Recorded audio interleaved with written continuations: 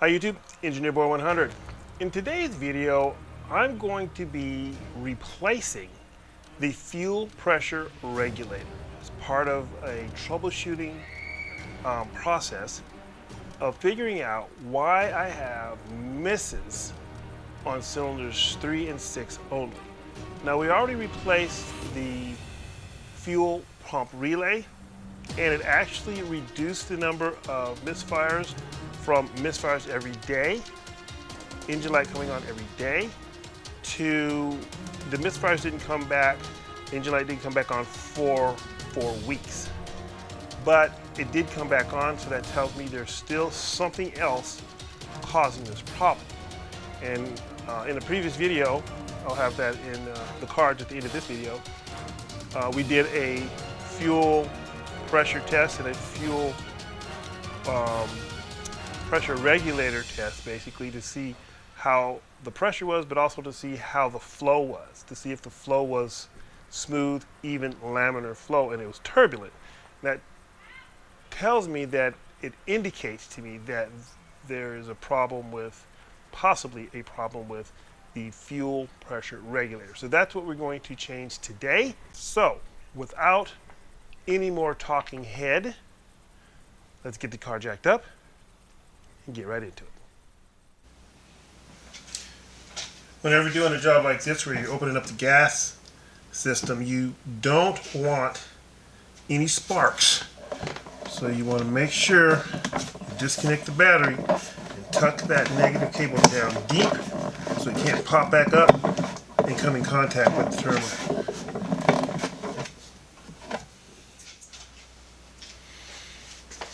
The first thing I do before lowering the engine is I take the intercooler to Y-pipe hoses are loose, okay, so that when I lower the engine it doesn't stress these out, because these are connected to the car, to the chassis, and the engine is separate, okay, so you don't want to stress these out. I'm also going to remove the air filter housing to give me more room to work, because that way I can push down that intercooler hose on the right side and get it out of my way. Now I'm going to remove one of the hoses to the power steering pump right here to make it easier to access. I'm going to push in on this little red ring here. I have a special tool for that, but I might be able to get away with just pushing in on it with a screwdriver. Alright, I'm going to go ahead and take that hydraulic line out of the power steering pump with the correct tool. I'm going to use 3/8 this one here. I got it out far enough with the screwdriver so I can fit the tool on there like so.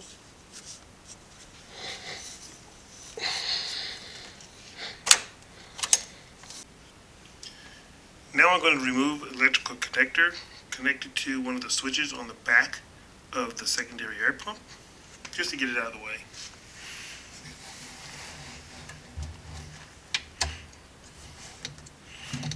I'll tape it up out of the way with some easy to remove masking tape.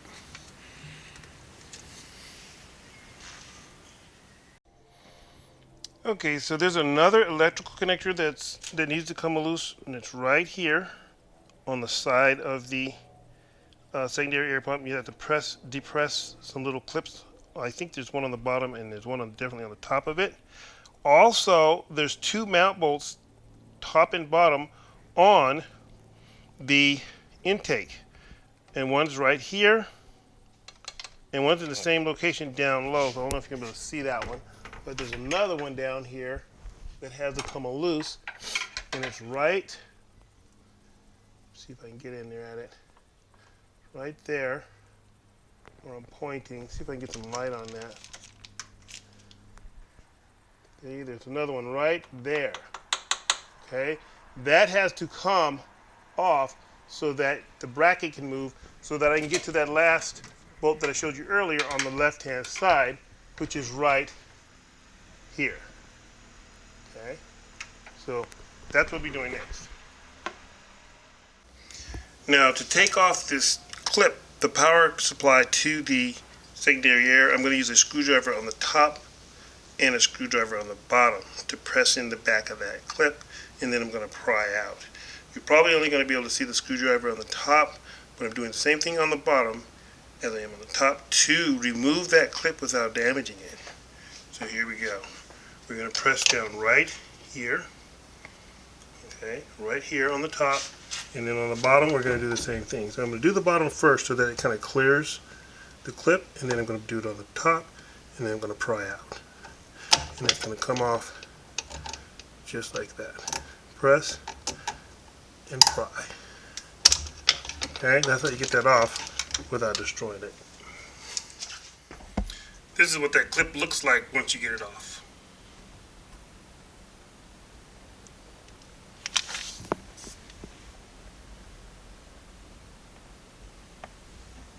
Right order. Now, this part right here, I dremeled that out so I could slide this off this way. Okay, so there's 2 bolts at the base. Down here you take one off and then you take out this.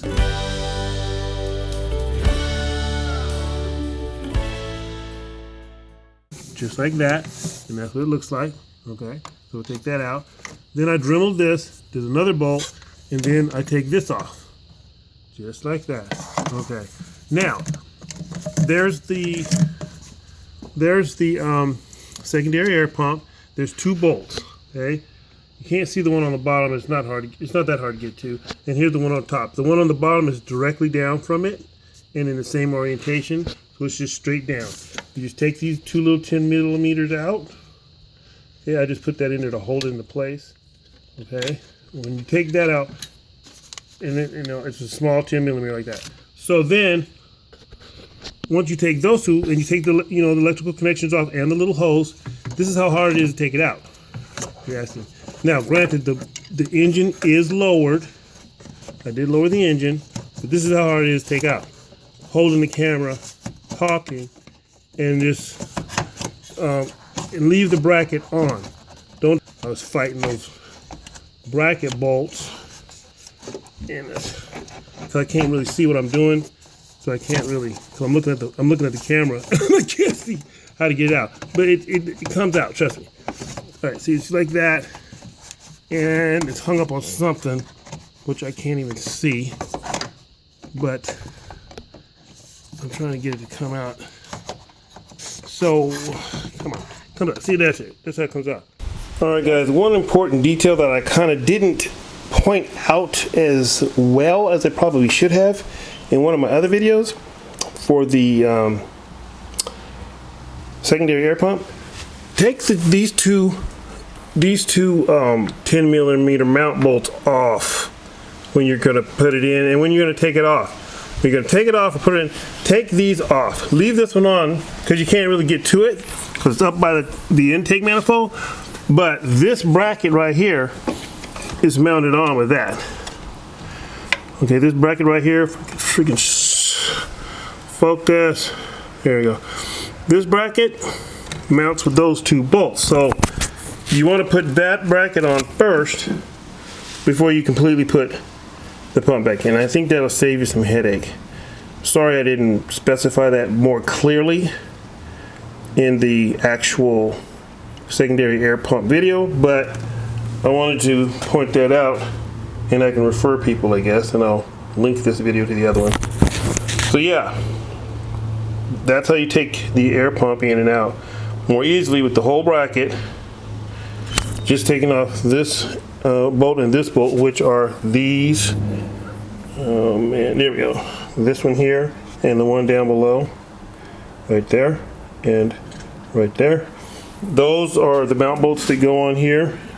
You take those off and it makes it a lot easier to take out the secondary air pump. But you may not need to do that. You may just need to push it over to the side. So however you do it, that's just a tip. Alright, so we got the secondary air pump out, and I took out the bracket that it's mounted to. It requires to remove 2 10 millimeter bolts. I put them back in, so one's right here and one is right down here. Can we focus? Focus. There we go. Right down there. So what we're trying to get is the fuel pressure regulator, which is right here. Okay, so next we'll be taking that out, removing the clip that holds it in, and then taking out the actual regulator itself. Now, the clip currently is like coming in from the bottom, and I think you can put it on top. As you can see, the two little prongs right here are sticking up because the other end of the clip is coming from the bottom. But when I put it back in, I'm putting the clip on the top. So that if I ever have to change it again, it's easier. I think it's gonna be a little bit tough to get it out from the bottom, but I'll get it, and then we will replace it. And of course, as DJ Markski from Markski Tuning suggested, we're going to put zip ties on either ends of these. And I'm going to replace this too. I'm just going to replace it. I don't care if it's good or not. I'm just going to replace it. That little rubber elbow. And that way I know it's good in the future.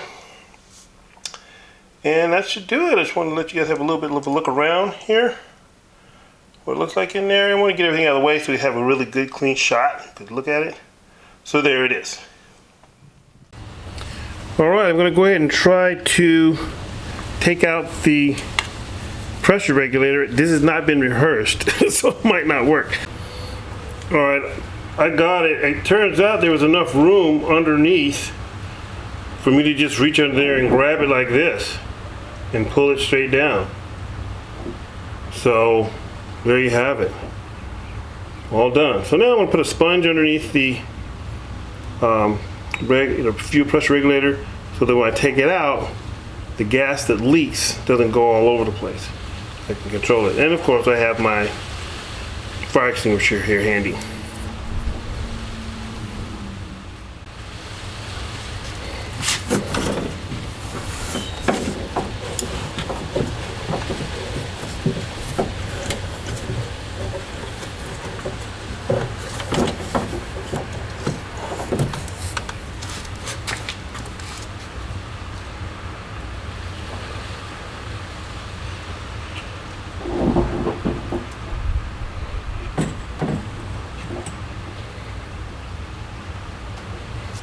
Alright, so we got my sponge in place, and so now I'm going to just wiggle and pull and get that regulator out of there.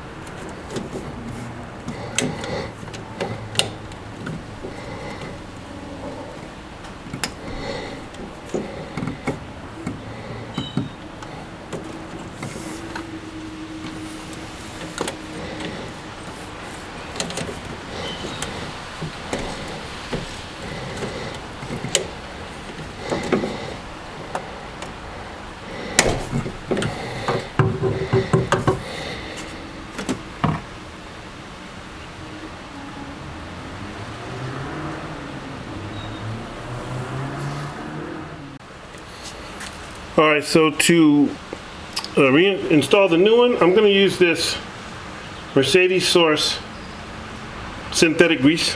Maybe this will help a little bit. It seemed almost like a mechanical little click when I took it off, so this might not even help.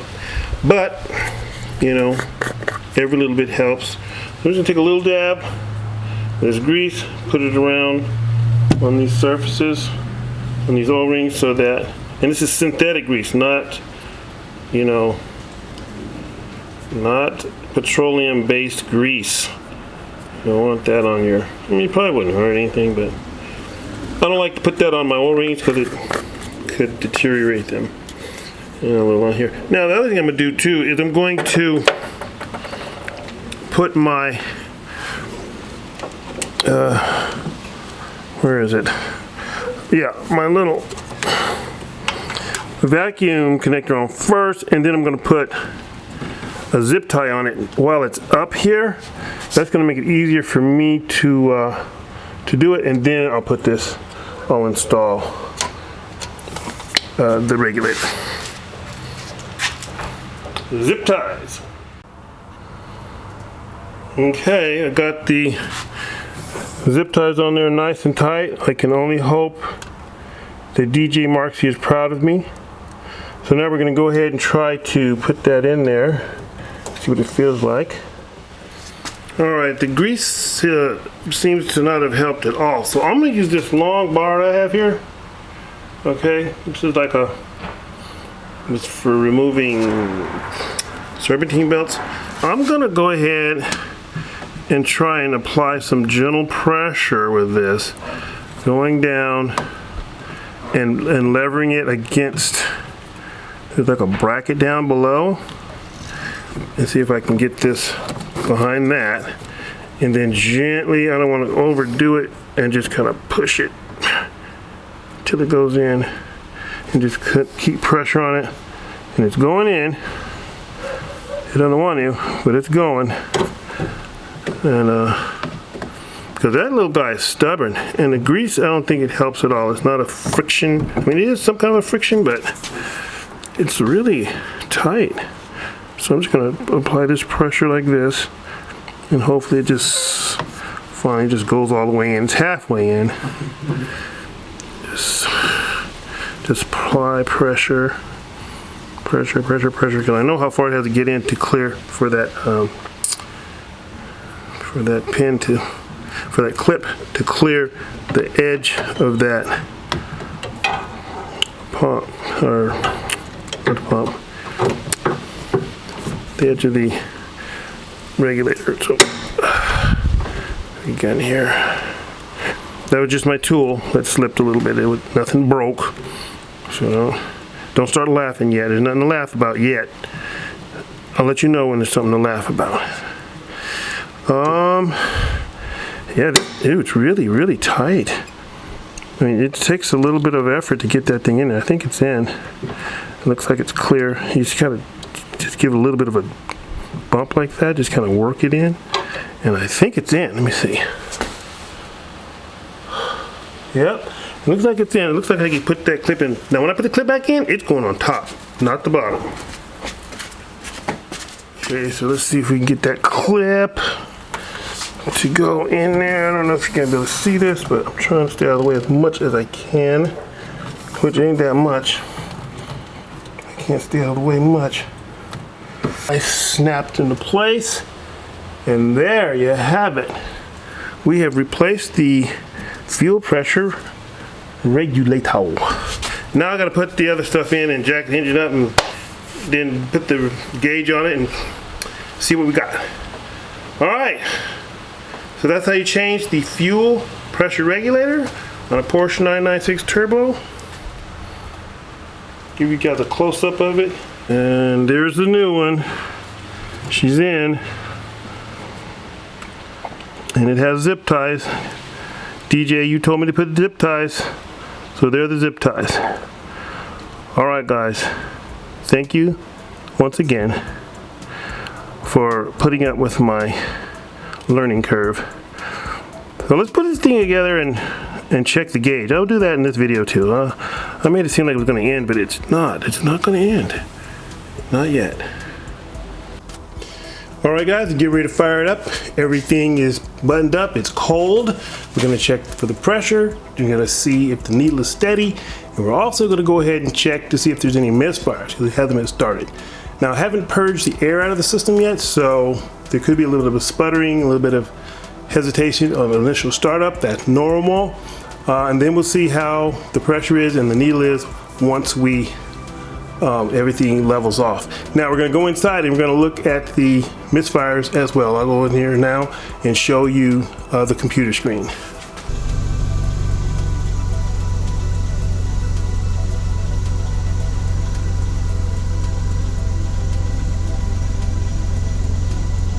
That's on a cold engine. No misfires.